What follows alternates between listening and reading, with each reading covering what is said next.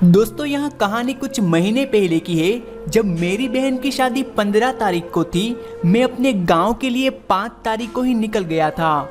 वहाँ मेरी दूर की मौसी की लड़की साक्षी पहले से ही वहाँ आई थी। साक्षी को मैंने काफ़ी दिनों के बाद देखा था। वह काफ़ी बढ़ गई थी और एकदम करारा माल बन गई थी। क्योंकि साक्षी मुझसे 1 साल ही छोटी थी, तो पहले से ही हम दोनों व्हाट्सएप पर खूब चैट करते थे। हालांकि मेरी उससे जो भी चैट होती थी वह एक फैमिली ग्रुप पर होती थी। उस दिन दोपहर में बस के सफ़र में मैं काफ़ी थक गया था, तो घर आकर पहले आराम करने लगा।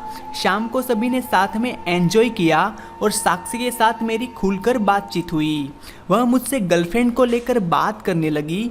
मैंने उससे कहा कि मेरी कोई गर्लफ्रेंड नहीं है, मैं इन सब चक्करों में नहीं पड़ता हूँ। वह हंसी मजाक करती रही। कुछ ही देर में वह मेरे साथ काफ़ी फ्रैंक हो गई थी और मुझे भी बातचीत करने का अंदाज़ा काफ़ी फ्रैंक लगने लगा था। वह मुझे बातचीत के दौरान कुछ ऐसा करने लगी थी जो मुझे गर्म करने लगा था। मैंने एक बार उससे कहा भी कि ज़रा दूर रहे, मुझे कुछ हो जाएगा ना तो तू झेल नहीं पाएगी। वह हंसने लगी और बोली, क्या तेरे में कांटे लगे हैं क्या जो मैं झेल नहीं पाऊंगी।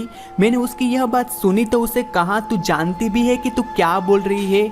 वह हंसने लगी और बोली, मैंने ऐसा कुछ नहीं कहा जो मुझे दोबारा से याद करना पड़े। मैंने कहा, अच्छा एक बार फिर से वही बोल कर देख। वह बोली, क्या बोल कर देखूं। मैंने कहा, वही जो तूने अभी चलने वाली बात को लेकर कहा था।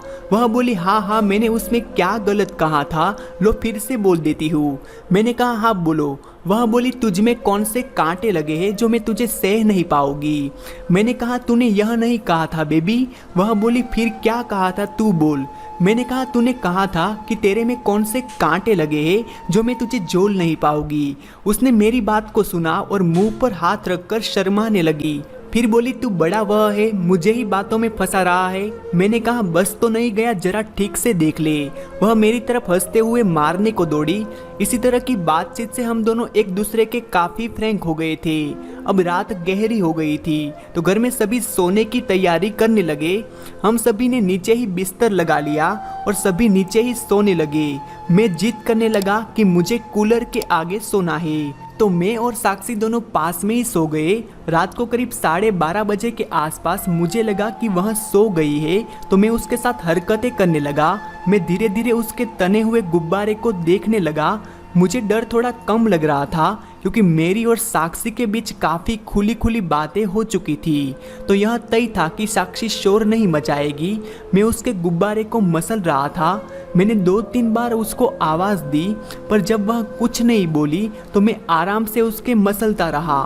थोड़ी देर के बाद उसने मुझसे धीरे आवाज़ में कहा, क्यों नींद नहीं आ रही है क्या। मैंने कहा, नींद ही आती तो तुझसे क्यों पंगे लेता। यह कहने के बाद मैं उसके रस भरे मोमोज को पीने लगा। इस कारण से उसकी सांसें तेज हो गई। वह भी मस्ती से मुझे मोमोज पीने दे रही थी। थोड़ी देर बाद मैं उसकी चिड़िया को मसलने लगा, जिसका उसने कोई विरोध नहीं किया। मैं खुश हो गया कि आज काम बन जाएगा। वह बोली, यह किसी और की अमानत है। मैं भी रुक गया।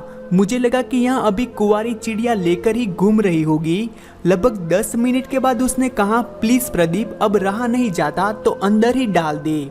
मैंने कहा, नहीं यार, तू अभी कुंवारी है, तू रोने लग जाएगी और तेरी वो निकल जाएगी। उसने कहा, कुछ नहीं होगा, मैं पहले भी चिड़िया दे चुकी हूँ। उसके बाद उसने अपनी प्यारी सी चिड़िया मुझे दिखाई। मैंने उसे छुआ और बोला, ओए होए, तेरी चिड़िया तो बहुत ही मुलायम है।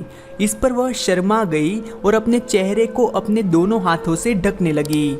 इसके बाद उसने अपनी चिड़िया पर मेरे पप्पू को लगाया और फिर मैंने जोर का वो मारा जिसे पप्पू पूरा उसकी मिठाई की दुकान का दरवाजा तोड़ता हुआ घुस गया और वहाँ रोने लगी। इसके बाद जब बार बार ऐसा हुआ तो साक्षी को अच्छा लगने लगा और फिर 1 घंटे मौज मस्ती करने के बाद हम सो गए।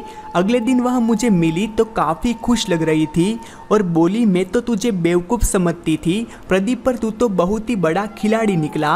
और फिर शाम को मेरे साथ घूमने के लिए कहा।